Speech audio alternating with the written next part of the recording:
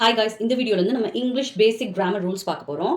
Before starting that notes எடுக்கிறப்போ ஒரு A4 ஷீட்டை இந்த மாதிரி ரெண்டாக டிவைட் பண்ணி எழுதலாம். ஸோ தட் நமக்கு வந்து ரொம்ப 3 to 4 பேப்பர்ஸில் முடிஞ்சிடும். ரிவைஸ் பண்ணுறதுக்கு ரொம்ப ஈஸியாக இருக்கும். ஆர்எல்ஸ் இந்த மாதிரி ஒரு குட்டியான நோட் வாங்கிக்கோங்க. எப்பயுமே ரூல்ஸை வந்து நோட் பண்ணிக்கிட்டே வரணும். இதில் நம்ம ஃபர்ஸ்ட் பார்க்க போகிற ரூல் என்ன அப்படின்னா, ஹேஸ் ஆர் ஹேவ் வச்சு எப்படி கொஸ்டின்ஸ் ஃப்ரேம் பண்ணுறதுன்னு பார்க்கலாம். Remember this, has or have என்ன ஆகும் அப்படின்னா, ஒரு சென்டென்ஸில் ஆக்ஸிலரி ஆர் ஹெல்பிங் வெர்பாவும் ஆட் பண்ணலாம், இல்லை மெயின் வெர்பாவும் ஆட் பண்ணலாம். மெயின் வெர்ப்னா என்ன, சப்ஜெக்ட் என்ன ஆக்ஷன் பெர்ஃபார்ம் பண்ணுறாங்களோ அதை சொல்கிறது தான் மெயின் வெர்ப். அப்படியும் யூஸ் பண்ணலாம். இந்த 3 எக்ஸாம்பிள் பார்த்தீங்கன்னா உங்களுக்கு ஒரு கிளியர் ஐடியா கிடைக்கும். They have finished their work. இந்த இடத்துல ஹேவ் அப்படின்றது ஆக்ஸிலரி வெர்பா ஆக்ட் ஆகுது. ஆக்ஸிலரி வெர்ப்னா என்ன, ஒரு மெயின் வெர்ப் டிஃப்ரெண்ட் டென்சஸ்க்கு மாறுறதுக்கும் வாய்ஸஸ்க்கு மாறுறதுக்கும் கொஸ்டின்ஸ் ஃப்ரேம் பண்ணுறதுக்கும் சென்டென்ஸ் நெகட்டிவாக மாற்றுறதுக்கும் யூஸ் பண்ணுறது தான் ஆக்ஸிலரி வெர்ப். இப்போதைக்கு இது போதும், ஃபியூச்சர் வீடியோஸில் நம்ம நிறையா பார்க்கலாம்.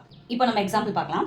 தே ஹாவ் ஃபினிஷ்ட் தேர் ஒர்க். இந்த இடத்துல மெயின் வெர்ப் என்ன, ஃபினிஷ்ட். அவங்களோட வேலையை முடிச்சிட்டாங்க. இந்த இடத்துல main verb finished. Auxiliary verb அதை சப்போர்ட் பண்ணுறதுக்கு வர ஆக்ஸிலரி வெர்ப் தான் ஹேவ். இப்போதான் ரீசெண்டாக முடிச்சாங்க அப்படின்னு சொல்றதுக்கு நம்ம ஹேவ் யூஸ் பண்றோம். டென்சஸ்ல பார்க்கலாம். ஹேவ் அப்படிங்கிறது இந்த இடத்துல ஆக்ஸிலரி வெர்ப். செகண்ட் எக்ஸாம்பிள் பார்க்கலாம். I have a car. இந்த இடத்துல என்கிட்ட கார் இருக்கு. It shows possession. So it is a main verb.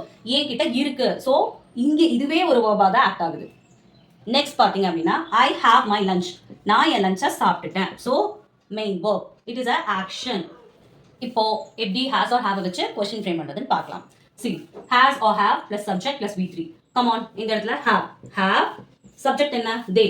இவங்க தான் subject, இவங்கள பத்தி தான் பேசுறோம். Have they, V3 தான் வரணும். when you are using has or have, V3 தான் வரணும். So finished their work. This is how you will frame a question using has or have. Have plus subject plus V3.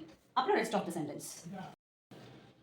தென் உங்களுக்கு has எங்கே use பண்ணணும், have எங்கே use பண்ணணும் confusion இருந்ததுன்னா I we you தேவோட have use பண்ணணும், he she இட்டோட has use பண்ணணும். For example, the students have finished their project. இந்த இடத்துல ஸ்டூடெண்ட்ஸ் அப்படிங்கிறது தே சொல்லலாம். ஓகே, தென் பார்த்தீங்கன்னா Ram has finished the project. இந்த இடத்துல ராம் அப்படிங்கிறது he. So he she it கூட நம்ம ஹேஸ் யூஸ் பண்ணுவோம். So the students have finished the project, Ram had finished the project. Happy learning. Thank you for வாட்சிங். Stay tuned.